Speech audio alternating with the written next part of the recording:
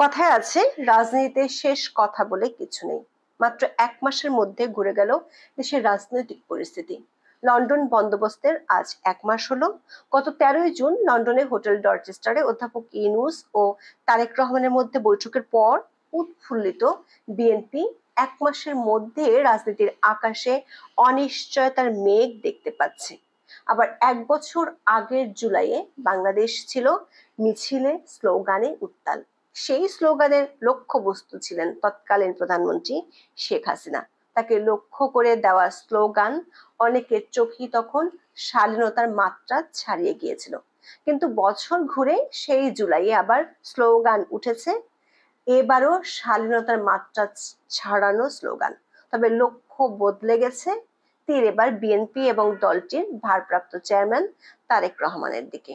শুধু তাই নয়, এতদিন আভাসে ইঙ্গিতে বিএনপির বিরুদ্ধে বলছিল, এখন খোলাখুলি ভাবে বিএনপি ও তারেক রহমানের নাম নিয়ে হুমকি দিচ্ছেন সরকার সমর্থক কিংস পার্টি এনসিপি নেতারা। প্রকাশ্যে অবমাননা করা হলো বিএনপির প্রতিষ্ঠাতা জিয়াউর রহমান ও দলটির চেয়ারপারসন খালেদা জিয়াকে। তাও করা হচ্ছে কলেজ ছাত্রদের দিয়ে। এমন পরিস্থিতিতে বিএনপির মধ্যে আবার -2 ফর্মুলার আশঙ্কা জেগে উঠেছে। যে শঙ্কার কথা গত বছর অভ্যুত্থানের পর দলটির মহাসচিব মির্জা ফখরুল ইসলাম আলমগীর প্রথম তুলেছিলেন, দলটির অনেকেরই আশঙ্কা আওয়ামী লীগকে ময়দান থেকে সরিয়ে দেওয়ার পর এবার ইউনূসের কুট চালে নিশানা কি তবে বিএনপি? মেটিকুলাস ডিজাইনে বাংলাদেশে 2007-এ সেই -2 কর্মসূচি বাস্তবায়ন করার পথে এগিয়ে এগোচ্ছে ইউনূস বাহিনী। যদি তাই হয়, তাহলে লন্ডন বন্দোবস্ত করতে গিয়ে কি তারেক রহমান বড় একটি ধরা খেলেন? রাজনৈতিক সংকটের মধ্যে ফেলে দিলেন নিজের দল কি? বিস্তারিত জানতে চলুন যাওয়া যাক বিশ্লেষণে।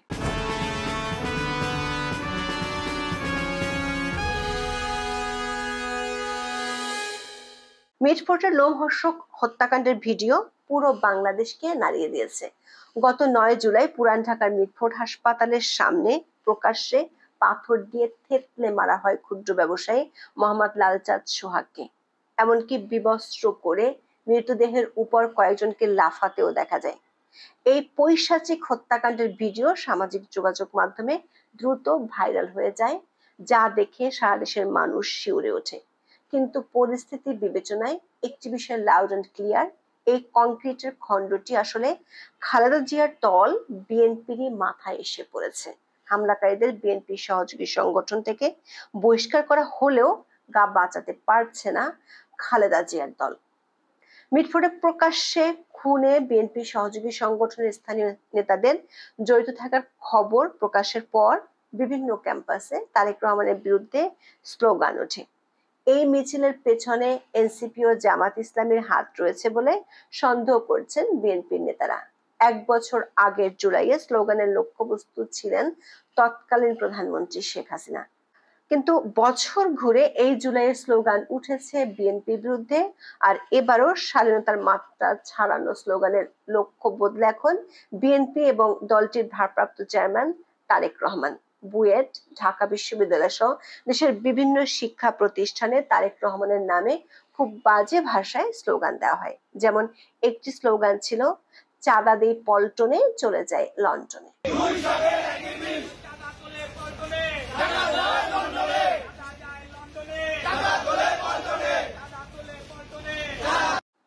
এনসিপির কেন্দ্রীয় যুগ্ম সদস্য সচিব আকরাম হোসেন তারেক রহমানের বিরুদ্ধে লন্ডনে বসে চাঁদাবাজিতে পৃষ্ঠপোষকতা করার অভিযোগ এনেছেন।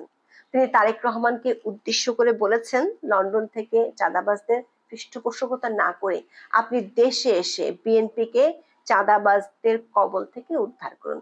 এনসিপি নেতারা মিটফোর্ট হত্যাকাণ্ডের জন্য যুবদলের সন্ত্রাসীদের দায়ী করেছেন এবং বলেছেন, এই হত্যাকাণ্ড জাতির কাছে কি বার্তা দিতে চায় তা খোদ বিএনপিকেই পরিষ্কার করতে হবে। এনসিপি নেতা সার্জিস আলম ফেসবুকে সরাসরি তারেক রহমানের নাম উল্লেখ করে বলেছেন, আপনার দলের নেতাকর্মী নামক কতিপয় নরপিশাচকে সামলান জনাব তারেক রহমান।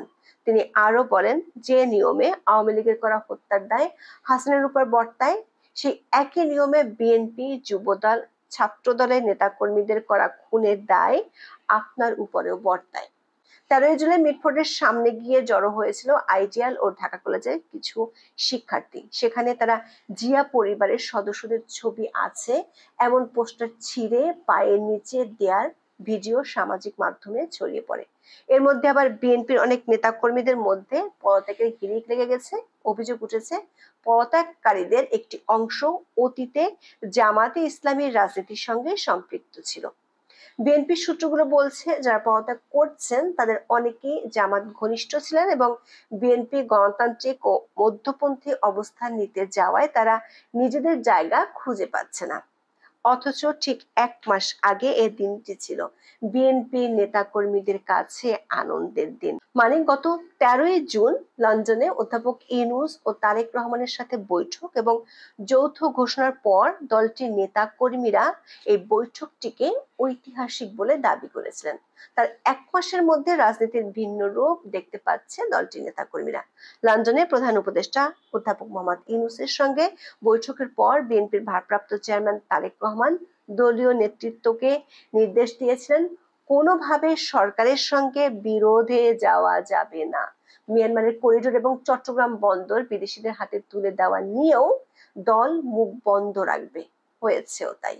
তারেকের নির্দেশে আন্দোলন গুটিয়ে মেয়র হওয়ার দাবি ত্যাগ করে নিজের রাজনৈতিক ক্যারিয়ার একদম শেষ করে ফেলেছে বিএনপি নেতা ইশরাক হোসেন।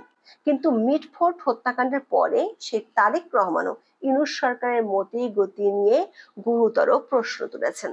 ঢাকায় একটি অনুষ্ঠানে ভার্চুয়াল বক্তব্যে তিনি বলেছেন, এই ঘটনায় স্ক্রিনে যাকে হত্যা করতে দেখা গিয়েছে তাকে কেন সরকার এখনো গ্রেফতার করেনি? আমরা কি তাহলে ধরে নেব যে যারা বিভিন্নভাবে মব সৃষ্টি করে একটি পরিস্থিতি তৈরি করতে চাইছে সেখানে সরকার এবং প্রশাসনের প্রশ্রয় আছে? যার পদত্যাগের দাবি আনুষ্ঠানিকভাবে তুলেছিল বিএনপি সেই উপদেষ্টা আসিফ মাহমুদ সজীব ভুঁইয়া ফেসবুকে বিএনপিকে ইঙ্গিত করে প্রস্তর যুগের পরিণতির কথা স্মরণ করিয়ে দিয়েছেন। এসবের প্রতিক্রিয়ায় তারেক নিজেই ফেসবুকে লিখেছেন, বিএনপি তো সরকার চালায় না, তাহলে সরকার কেন মিটফোর্ডের খুনিদের বিরুদ্ধে ব্যবস্থা নিচ্ছে না? বিএনপি ও তারেক রহমানকে জড়িয়ে বা ইঙ্গিত করে সোশ্যাল মিডিয়ায় নানা ধরনের লেখালেখি হচ্ছে, জানিয়ে দলটির স্থায়ী কমিটির সদস্য সালাউদ্দিন আহমেদ বিবিসি বাংলাকে বলেছেন, দল থেকে সর্বোচ্চ ব্যবস্থা নেওয়ার পরও এ ধরনের প্রচার পরিকল্পিত এবং নোংরা রাজনীতির চর্চা। তারেক রহমান দলের এক সভায় ভার্চুয়ালি যুক্ত হয়ে বলেন, আজ থেকে 8-9 মাস আগে বলেছিলাম অদৃশ্য শত্রু আছে, সেই অদৃশ্য শত্রু ধীরে ধীরে দৃশ্যমান হচ্ছে। এই সভায় অদৃশ্য সেই শত্রু কারা তা স্পষ্ট করেননি বিএনপির ভারপ্রাপ্ত চেয়ারম্যান। এনসিপি কে আক্রমণ করে নানা বক্তব্যের পর সম্প্রতি বিএনপি নেতা সালাউদ্দিন আহমেদ বলেছিলেন, নির্বাচনী জোটের বিষয়ে তাদের দরজা এনসিপির জন্য খোলা, কিন্তু বর্তমানে খুলনা অঞ্চলে পদযাত্রায় থাকা এনসিপির নেতারা জনসভায় দিচ্ছেন ভিন্ন বার্তা। জুলাই অভ্যুত্থান স্মরণে তাদের সেই কর্মসূচি এখন বিএনপির চাঁদাবাজির বিরুদ্ধে সোট তুলেছে। খুলনায় এক জনসভায় এনসিপির মুখ্য সমন্বয়ক নাসিরউদ্দিন পাটোয়ারি বলেছেন, ব্যবসায়ীরা আগে শেখ হাসিনার সিরিয়াল ধরতো, এখন ধরে লন্ডনের সিরিয়াল। বিএনপি সেই ব্যবসায়ীদের থেতলে দিয়েছে, মানুষ আর এই ধোঁকাবাজি মানবে না। এই প্রক্রিয়ায় বিএনপির মধ্যে আবার -2 ফর্মুলার আশঙ্কা জেগে উঠেছে। 2007 সালে রাজনৈতিক সংকটের মধ্যে জরুরি অবস্থা জারির পর প্রধান দুই নেত্রী শেখ হাসিনা ও খালেদা জিয়াকে রাজনীতির বাইরে ছুঁড়ে ফেলার একটি ষড়যন্ত্র হয়েছিল, যা -2 নামেই পরিচিতি পায়। দেশ বিদেশে সেই ষড়যন্ত্র শেষ পর্যন্ত সফল হয়নি। বিএনপি নেতাদের ধারণা, তারেকের সঙ্গে লন্ডনের বৈঠকে ইউনূসের লক্ষ্য ছিল ডিসেম্বরের মধ্যে নির্বাচনের দাবিতে আন্দোলনের প্রস্তুতি নেওয়া বিএনপিকে কার্যত ঠুটু করে দেওয়া। তাদের মতে এই লক্ষ্য অর্জনে ইউনূস 100% সফল।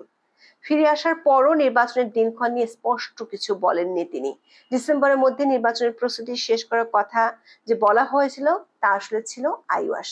কারণ জামাত ইসলামী যে মপতন্ত্রের অভিযোগ তোলে এবং এনসিপি জুলাই সনদ না হওয়া ও নতুন সংবিধান প্রণয়ন না হওয়ার অভিযোগে নির্বাচনের বিরোধিতা করে, তার সবগুলির লক্ষ্য বিএনপি। এর মধ্যে ঐকমত্য কমিটির সঙ্গে বৈঠকে ইউনূস ঘোষণা করেছেন, নতুন সংবিধান, মহিলা আসনগুলিতে সরাসরি নির্বাচন, সংবিধান সংশোধনের প্রক্রিয়া বা সাংবিধানিক পদগুলিতে নিয়োগের প্রক্রিয়া নিয়ে ঐকমত্য না হওয়া পর্যন্ত নির্বাচন নিয়ে চিন্তাই করা হবে না। এই গুরুতর বিষয়গুলোতে জামাত ও এনসিপি একমত হলেও বিএনপি ভিন্ন মত। যেমন তারা পুরনো সংবিধান বাতিলের পক্ষপাতী নয়, সাংবিধানিক পদগুলিতে নিয়োগের জন্য অনির্বাচিত একটি কমিশন গঠনও বিএনপি চায় না, কিন্তু সরকার এগুলো চায় জামাত ও এনসিপিও। নির্বাচন অনুষ্ঠানের ভাবনাটি যে সরকারের মধ্যে একেবারেই নেই তা পরিষ্কার হয়ে গেছে বিবিসিকে দেয়া প্রধান নির্বাচন কমিশনারের দেয়া সাক্ষাৎকারে। বিএনপি স্থায়ী কমিটির একজন সদস্য প্রশ্ন রেখেছেন, সিএসি পরিষ্কারভাবে বলেছেন নির্বাচন কবে হবে সেটি সরকার থেকে কমিশনকে বলা হয়নি। এমনকি নির্বাচন নিয়ে সরকার পক্ষ থেকে ইসির সাথে কোনো আনুষ্ঠানিক আলাপই হয়নি। তাহলে নির্বাচন হয় কিভাবে?